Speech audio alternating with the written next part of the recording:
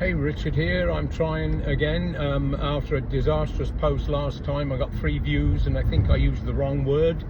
That now the American ownership, US ownership of TikTok doesn't like it. It wasn't a cuss word, a word that begins with Z.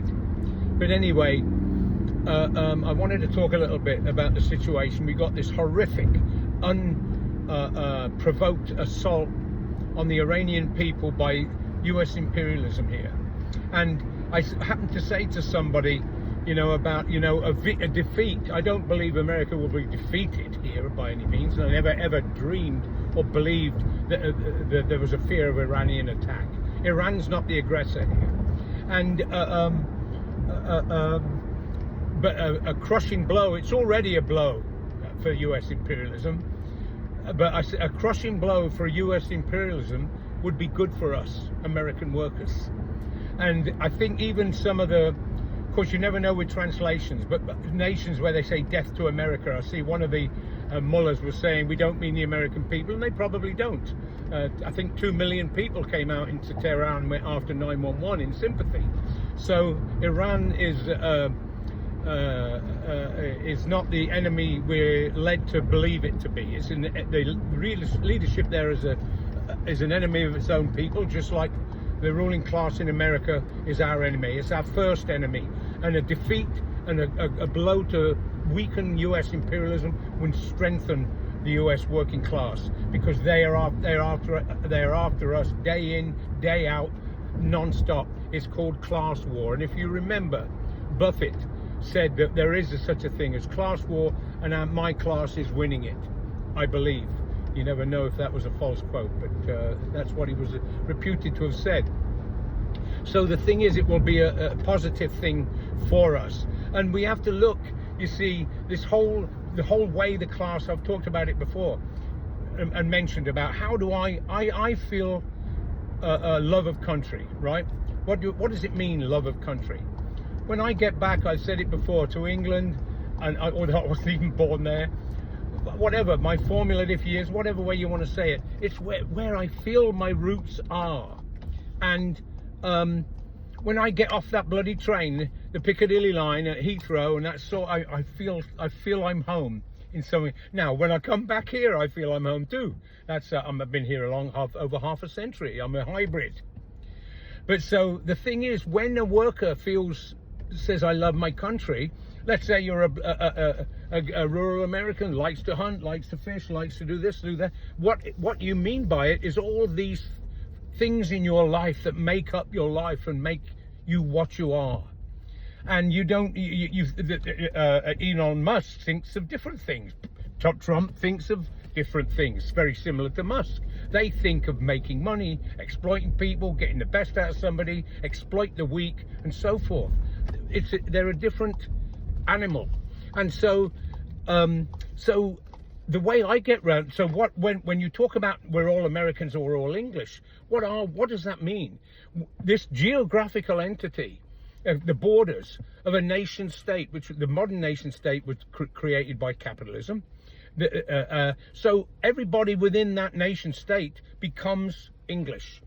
Nigerians, as the point I made in the last video, why is there so much problem there? Because those nation states in Africa are imposed on those people, on colonial people, by the colonial power. So France and Britain were in competition in that part of Africa, particularly along the Niger and the Niger River Delta and so forth. And so by 1960, the British created Nigeria. It was I think the Nigerian Protectorate or something, and created this nation of Nigeria with some 250 languages, 100 ethnic groups. I don't know how many ethnic groups. And they put a box around and said, okay, you're Nigerian now. So it's only natural. And I remember in the 60s and 70s, 60s particularly, where people said, because there were tribal struggles, like in Angola, but ZANU and ZAPU and everything else, people would say, it's the backward, it's the banana republic, they don't know how to govern. It's the same thing they say today about all non-colonial people, former colonial people. They don't know how to govern. Well, the fact was that the consciousness of being Nigerian had not yet had time to develop. It develops over time now. Nigerians say, I'm Nigerian, but there's still that strong tribal, just like with Native Americans, right?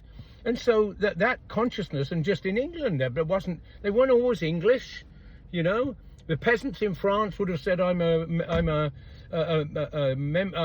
belong to Christendom and this lord or that lord. They didn't. There weren't those nationalities and therefore national consciousness. So when America was formed, what did they call it? What did they do? That term is what I'm thinking of. Indivisible, under God, which is bullshit there. But indivisible. They do that to, again, unify the nation state. We're all Americans. Well, me and Warren Buffett have very different views about the world, different experiences. So do people that grew up in Pennsylvania in the coal mines, or Virginia in the textiles, or up in West Virginia, up in New England in the textile mills, or Africans. And you know the point I'm trying to make here. And so they have that word to bind us together with them.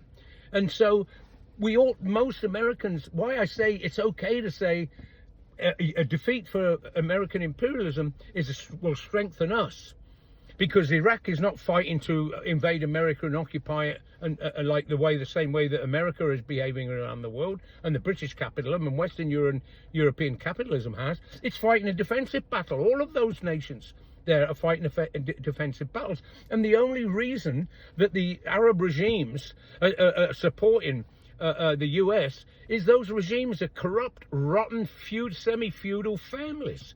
They're bribed, their arms come from the US to protect them from the Arab masses. That's the big fear they have. And so this whole idea of that you can't, we're attacking all as if they're attacking American. And I'll end with this, and I said it before, I hope I don't repeat too much in these things, is that how do I get by that? Like when I went over to England during the 90s and early part of the century here, when Bush was there, Americans, a lot of them were putting maple leaves on. They didn't want to, they were so disgusted. Not me, mind you, I have an accent too, I could switch, right? But the thing is what you say is, I belong to the American working class. I'm proud of the American working class. I'm proud of belonging to it, and I'll defend it anytime with all its weaknesses, because I come from the same class and with the same weaknesses. You know, so that's how we get round that. When you love America, you love different things in America than the ruling class. It's different as chalk and cheese, and as Marx was said about workers of the world unite. If you moved, you were a worker like me, a blue-collar worker in a utility, and you moved to a country, let's say you moved to Mexico, or even if you moved to Brazil, or you moved to Argentina, or you moved to Italy, and you were a young guy, and a manufacturer's daughter brought you home, or if you were a janitor and a millionaire's daughter brought you home, they'd put a stop to that. They wouldn't care. And I'll tell you what, if they were racist and you were black but you had money, they'd swallow it. They'd accept it, you know. But anyway, I just want to make those points to remember that if US imperialism is weakened in this struggle against Iran and this attempt to change, assassinate entire leadership. It's a rogue state we live in, folks. Weakening that state is going to strengthen American workers, because if they're weaker, we'll be stronger, because they're not friends of ours. Our history shows it. Labor history, read it. All right, too long.